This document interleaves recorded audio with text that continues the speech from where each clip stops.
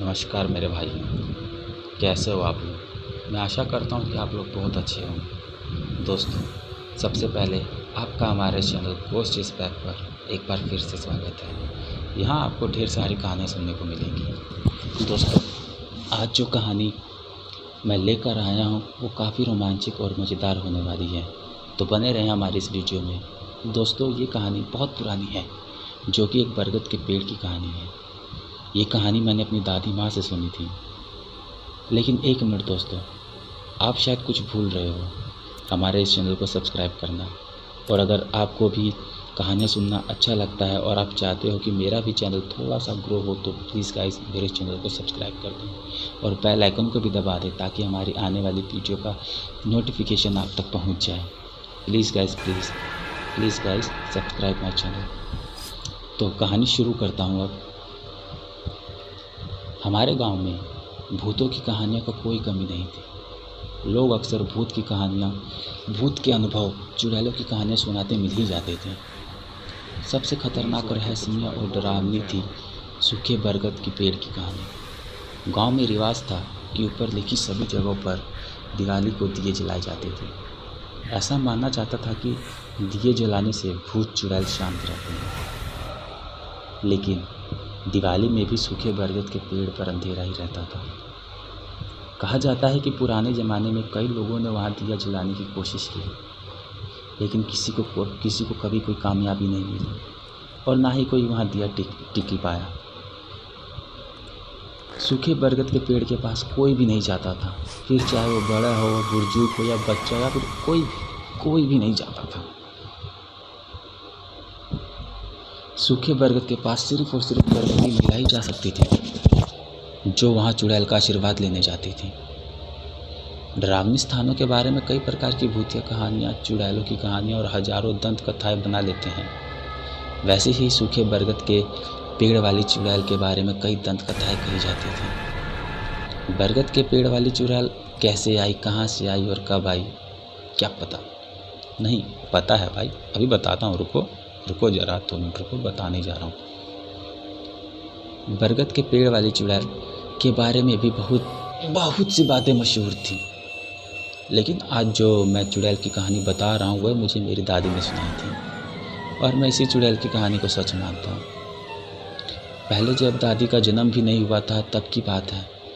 हमारे गांव में एक पहलवान था जो अपनी कुश्ती के लिए बहुत प्रसिद्ध था। पहलवान का नाम था बेचन दास। अब पहलवान का नाम बेचन दास कैसे पड़ा, इसके पीछे भी एक रोचक कहानी है, पहले वही जान लो तुम। पुराने ज़माने में हमारे गांव में एक प्रचंड वीर नाम का पहलवान बहुत मशहूर था, और आसपास के 10-15 गांव में सिर्फ वह अकेला ही जीतता था। कोई भी उसको हरा नहीं पाता था।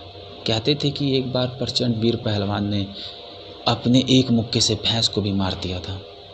बेचन भी बलिष्ठशाली और बहुत बलवान था, लेकिन उसे पहलवानी में कोई रुचि नहीं थी।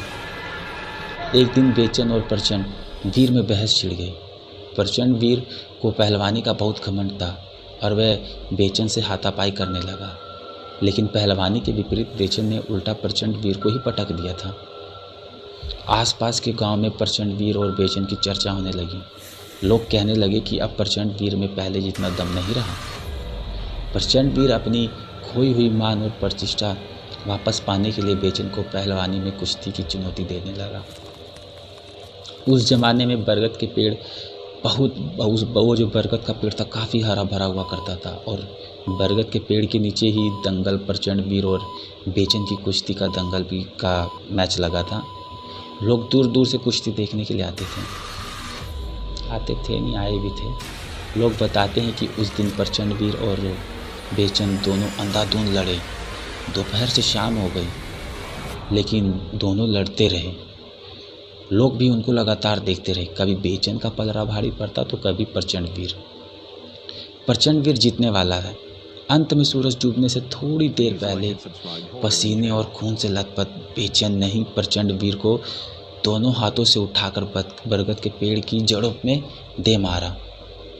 सूरज छुपने के साथ ही प्रचंड वीर की पहलवानी का भी सूरज अस्त हो गया।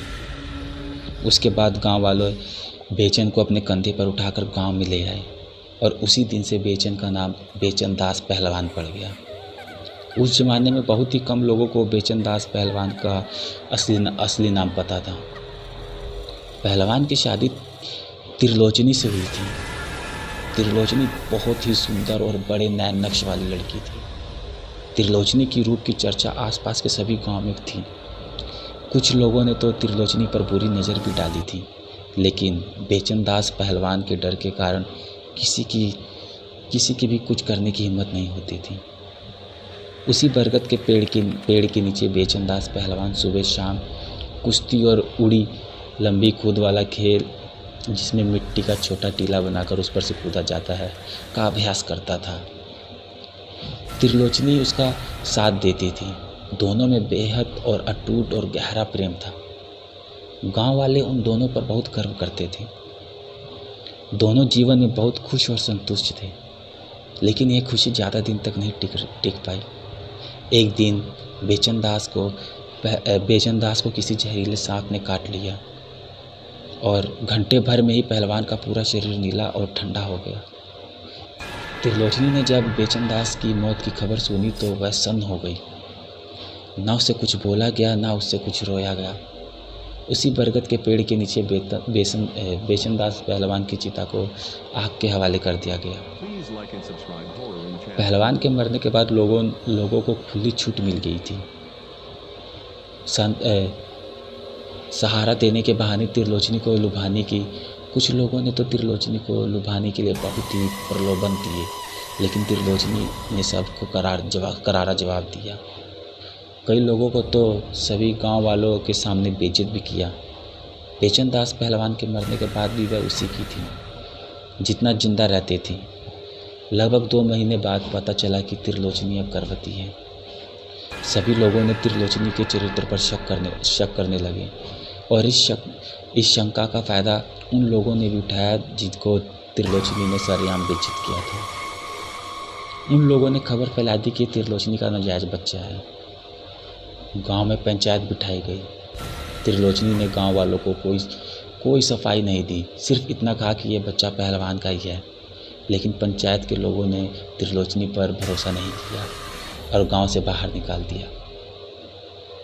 त्रिलोचनी को पंचायत के निर्णय से कोई फ़र्क नहीं था, क्योंकि पहलवान की मौत के बाद त्रिलोचनी को उस गांव से कोई भी लगाव नहीं रह गया था। गांव से निकल जाने के बाद त्रिलोचनी ने उसी बरगद के पेड़ के नीचे एक छोटी सी झोपड़ी बना ली। वैसे भी पहलवान के मरने के दुख में उसने खाना पीना कम ही कर दिया था।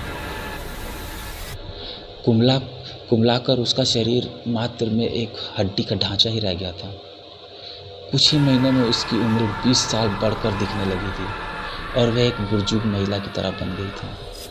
अस्त व्यस्त सफ़ेद साड़ी में, कांति बहिनी झुर्रियाँदार चेहरे, खुले बालों में वो बहुत भयानक दिखती थी। उसका व्यवहार भी बिल्कुल अजीब हो गया था। त्रिलोचनी उस बरगद के पेड़ के नीचे बैठे बैठे खुद से बातें करती थी। वह ये मानने लगी थी कि उसका पति और पहलवान अब भी जिंदा है और यही बरगद के पेड़ के नीचे कुश्ती और उड़ी का अभ्यास कर रहे हैं।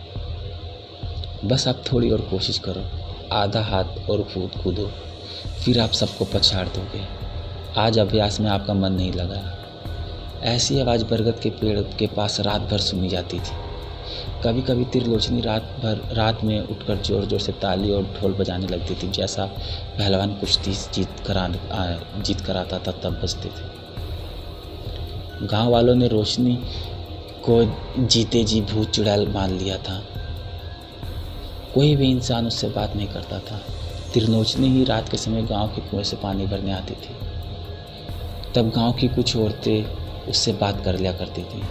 गांव की औरतें भी उसके गर्भवती पेट को देखकर उस पर दया करती थी। कभी कभी कुछ खाने पीने को भी दे देती थी। एक दिन गांव में बहुत जोर से बारिश हो रही थी। काले बादल, घनघोर अंधेरी रात में त्रिलोचनी प्रसव पीड़ा से तड़प रही थी और दर्द में जोर से चिल्ला रही थी। काली अंधेरी रात में बिजली की चमक से बरगद के पेड़ के नीचे बनी त्रिलोचनी की झोपड़ी भी बहुत भयानक और डरावनी लग रही थी। फिर भी वे गांव की एक औरत बहुत हिम्मत करके त्रिलोचनी के पास गई। त्रिलोचनी ने मरे हुए बच्चे को जन्म दिया था। उस औरत ने त्रिलोचनी को बताया कि बच्चा तो जिंदा नहीं है, वह मरा हुआ पैदा हुआ है। तो त्रिलोचनी ने शेरनी की तरह उस औरत पर झपट्टा मारा और उसके हाथ से अपना मरा हुआ बच्चा छीन लिया और बोली, नहीं, मेरा बच्चा जिंदा है, वह बस अभी सो रहा है, तुम यहाँ से भाग जाओ और मेरे बच्चे को प्लीज़ सोने दो। त्रिलोचनी के दांत और आंखें बाहर आ गए थे, नाक और मुंह से खून उतर आया था। काली रात में चमकती बिजली की चमक से उसका चेहरा बहुत ही डरावना लग रहा था और वह औरत तुरंत वहाँ से भाग खड़ी हुई। 2 दिन तक त्रिलोचनी को किसी ने भी नहीं देखा। उस बरगद के पेड़ के नीचे से लोरी की आवाज़ आती थी। फिर एक दिन त्रिलोचनी ने जालीदार रंग बिरंगी साड़ी निकाली जो उसने पहलवान से शादी करते समय पहनी थी। त्रिलोचनी ने साड़ी पहनी, सारे गहने पहने और आँखों और चेहरों पर अपना काजल लगाया, माथे पर ढेर सारा सिंदूर लगाकर कुएं पर पानी भरने आई। गांव की औरतों ने त्रिलोचनी से पूछा कि त्रिलोचनी, तुम्हें क्या हो गया है? ये कैसा भेष बना रखा है? एक बुढ़िया हुए जगत पर पूछा, अरे काकी, आज नन्नी का बाबा यहाँ आने वाले हैं ना, वे नन्नी को देखकर बहुत खुश हो जाएंगे। नन्नी? कौन नन्नी? अरे काकी, मेरी छोटी बिटिया, बहुत बदमाश है, वह पूरा दिन बस रोती ही रहती है, अब इसके बाबा आएंगे तब जागेगी। इस पर बुढ़िया कुछ जवाब नहीं दे पाई, बस आंखें फाड़कर त्रिलोचनी को देखती रही। उसी रात त्रिलोचनी ने बरगद के पेड़ के नीचे बने झोपड़े के पास एक छोटा सा गड्ढा खोदा और अपनी मरी हुई बिटिया को उस गड्ढे में रखकर उसके पास अपने सारे गहने, अपने सारे कपड़े उतार कर रख दिए और गड्ढे को मिट्टी से ढक दिया। इसके बाद त्रिलोचनी ने एक सफ़ेद साड़ी पहनी और दूसरी सफ़ेद साड़ी से झोपड़ी के ऊपर चढ़कर खुद को फांसी लगा ली। कहा जाता है कि किसी की भी उस झोपड़ी के पास जाने की हिम्मत नहीं हुई और त्रिलोचनी की लाश को कितों ने नोच नोच कर खा डाला। त्रिलोचनी की सफ़ेद साड़ी के चिथड़े भी कई दिनों तक बरगद के पेड़ पर ऐसे ही लटकते रहे। त्रिलोचनी की मौत के साल भर बाद बरगद का पेड़ भी सूख गया। जब गांव में जन्म के समय 1-2 बच्चे की मौत होने लगी तो लोग उसे त्रिलोचनी की घटना से जोड़ने लगे। गांव वालों ने तांत्रिक को बुलाकर बरगद के पेड़ के तने पर धागे लपेट दिए और झोपड़ी की जगह एक छोटा सा मंदिर बनवा दिया जहां सिर्फ गर्भवती महिला ही जा सकती हैं और धागा लपेटकर अपने बच्चे की सुरक्षा के लिए आशीर्वाद मांगती हैं। मेरे दादाजी ने भी मेरे पिताजी के जन्म से पहले वहाँ जाकर धागे लपेटे थे। मेरी माताजी ने भी मेरे लिए वैसा ही किया था। जब मेरी दादी ने मुझे ये कहानी सुनाई, जिसके बाद मैं कई रातों तक सो ही नहीं पाया। आंखें बंद करते ही वो बरगद का सूखा पेड़ और त्रिलोचनी की भयानक सूरत सामने आ जाती थी। मैं उम्मीद है दोस्तों कि आपको ये बरगद के पेड़ वाली कहानी अच्छी लगी होगी। वैसे बड़े होने के बाद मैंने भूतों प्रेतों पर विश्वास करना बंद ही कर दिया है, लेकिन आज तक मेरी कभी हिम्मत ही नहीं हुई कि मैं उस बरगद के पेड़ के पास जाऊँ। बस दोस्तों, कहानी यही ख़त्म करते हैं। तो दोस्तों, कैसी लगी कहानी मुझे को ज़रूर बताना और चैनल पर नए हो तो दोस्तों प्लीज़ मेरे चैनल को सब्सक्राइब कर देना। Thank you.